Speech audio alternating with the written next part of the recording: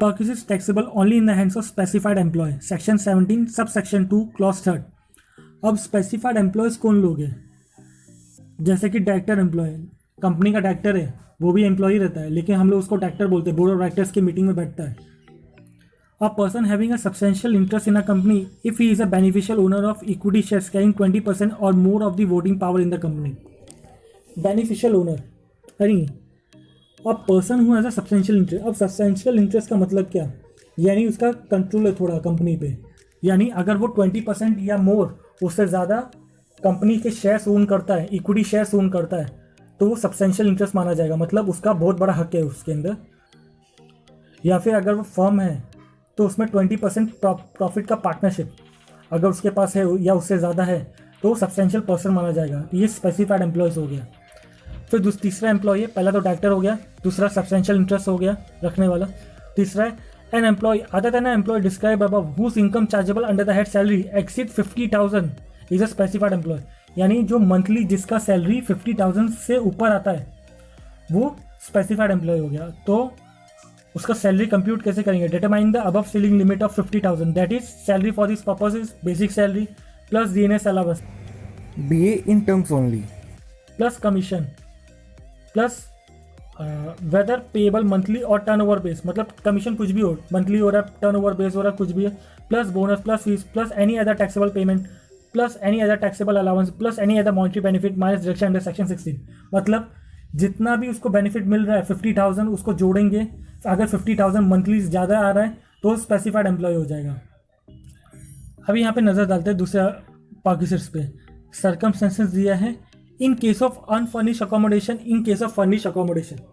अभी अकोमोडेशन का मतलब आपको पता है कि रेसिडेंस दिया रहने के लिए, लेकिन फर्निश और अनफर्निश का मतलब नहीं. जैसे फर्निश का मतलब पूरा फर्नीचर, मतलब फर्नीचर बोल रहा हूँ, पूरा मतलब सेट किया है. जैसे आपका सीलिंग अच्छा खासा है, फर्नीचर्स है और पूरा घर एकदम सेट दिया, एकदम फर्स्ट क्लास दिया है. अनफर्निश का मतलब आपका इंटीरियर डेकोरेशन नहीं किया इतना अच्छा, तो उसको अनफर्निश बोला जाएगा. तो सर्कमस्टेंसेस देख लेते हैं.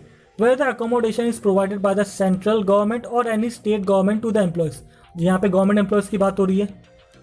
इन case of unfurnished accommodation licence fee determined by the central government और any state government in respect of accommodation in accordance with the rules frame by such government as reduce by the rent actually paid by the employ.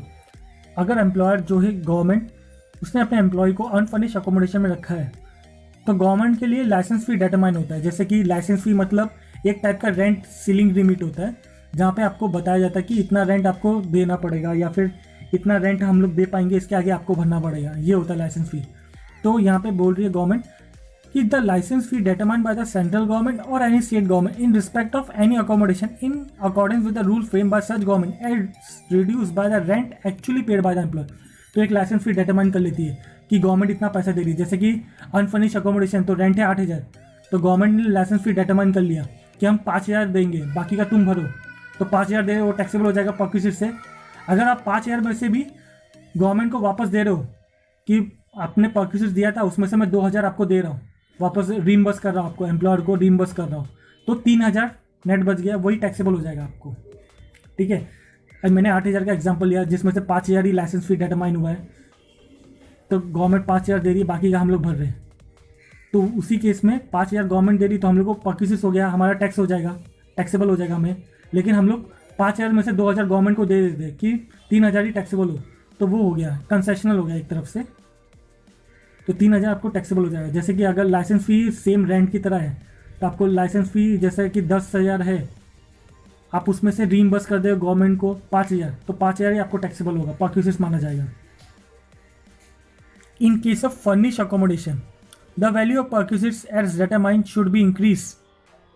If furniture is owned by the employer, 10% per annum of the cost of furniture. If such furniture is hired from a third party, the actual hire charges reduced by any charges paid or payable by the employer. यहाँ पे furniture की बात हो रही है. अगर furniture है जो एम्प्लॉय ने ओन किया, मतलब सेंट्रल गवर्नमेंट का ही फर्नीचर है, तो आपको उसका जो कॉस्ट है उसका 10% टैक्सेबल हो जाएगा आपको पर्क्विजिट. मतलब गवर्नमेंट अपना फर्नीचर आपको यूज़ करने दे रही है तो उस फर्नीचर का जो भी कॉस्ट वैल्यू होगा उसका 10% आपको टैक्सेबल एज अ पर्क्विजिट हो जाएगा. लेकिन अगर गवर्नमेंट किसी से हायर करके दे रही है, मतलब गवर्नमेंट किसी से भाड़े पे ला के आपको दे रही है, जो भाड़ा है लेस आप उसमें से कितना पे करना चाहते हो गवर्नमेंट को, यानी कि जैसे कि गवर्नमेंट किसी से भाड़े पे हायर चार्जेस पे लाकर आपको दे रही है, तो जो एक्चुअल हायर चार्जेस है लेस माइनस आप कितना पे कर रहे हो, आपको टैक्सेबल हो जाएगा। जो बाकी रिमेनिंग है वो आपको टैक्सेबल है, यानी कंसेशन समझ लीजिए ये भी।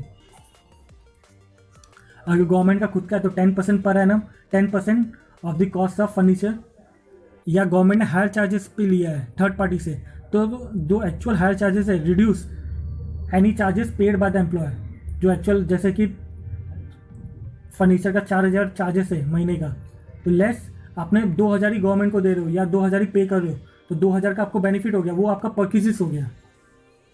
ठीक है, तो हमने देख लिया licence fee in case of unfurnished accommodation, in case of furnished accommodation government employ के लिए।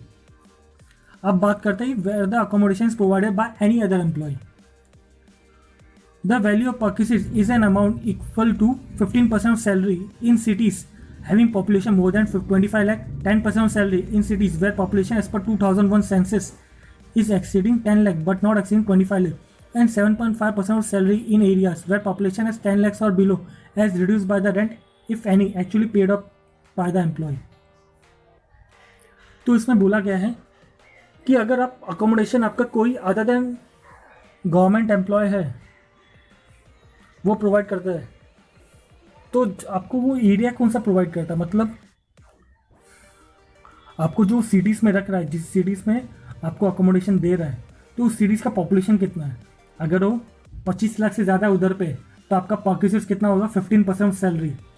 अगर वहाँ का पॉपुलेशन, सिटी का पॉपुलेशन 10 लाख से ऊपर लेकिन 25 लाख से कम है, तो आपका परचेसेस होगा 10% ऑफ सैलरी। अगर 10 लाख से भी कम है तो आपका परचेसेस होगा 7.5% ऑफ सैलरीज। अभी अगर प्रैक्टिकल एग्जांपल देखें तो कहीं पे भी पॉपुलेशन 25 लाख से कम नहीं है, इसलिए आपको डायरेक्ट 15% टैक्सेबल हो जाएगा।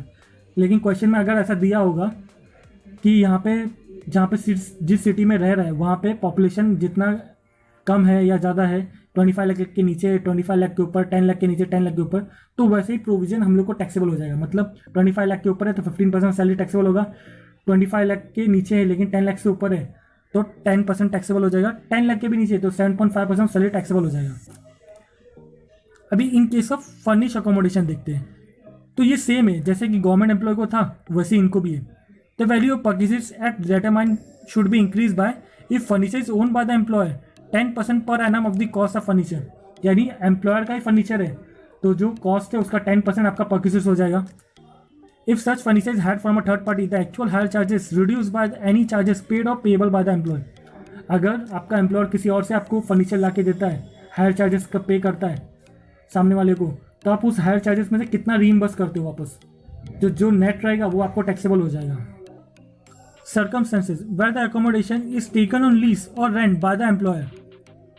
अभी ऐसी जगह जहाँ पे एम्प्लॉयर ने लीज या रेंट पे लिया है, मतलब जो हमने पिछले जो डेटा देखा जहाँ पे एम्प्लॉय सेंट्रल गवर्नमेंट एम्प्लॉय या मतलब गवर्नमेंट एम्प्लॉय और दूसरे पे प्राइवेट एम्प्लॉय, तो वो जो फर्निश अकोमोडेशन था वो मतलब गवर्नमेंट का था या एम्प्लॉयर का था वो, तो यहाँ पे जो जगह था जहाँ पे रेसिडेंस था वो एम्प्लॉयर प्रोवाइड करता था, इसलिए यहाँ पे लाइसेंस फी था पहले वाले गवर्नमेंट एम्प्लॉय में, सेकंड वाले में 15% सैलरी डायरेक्ट पॉपुलेशन के हिसाब से।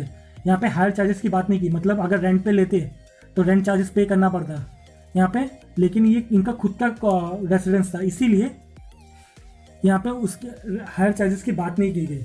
लेकिन जो यहाँ पे थर्ड पॉइंट है, यहाँ पे एम्प्लॉयर का खुद का रेसिडेंस नहीं है, यानी खुद का जगह नहीं है, वो किसी से भाड़े पे लेके आपको देता है। Where the accommodation is taken on lease और rent by the employer, actual amount of lease rental paid और पेएबल बाय द एम्प्लॉयर और 15% salary whichever is lower as reduce by the rent if any actually paid by the employ.